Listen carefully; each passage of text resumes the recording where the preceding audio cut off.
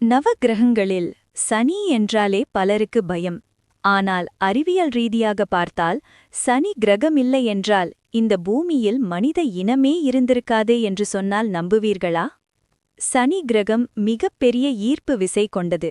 விண்வெளியிலிருந்து பூமியை நோக்கி வரும் ராட்சச விண்கற்களை தனது ஈர்ப்பு விசையினால் ஈர்த்து பூமிக்கு எந்த பாதிப்பும் ஏற்படாமல் ஒரு காவல்காரனைப் போல தடுக்கிறது.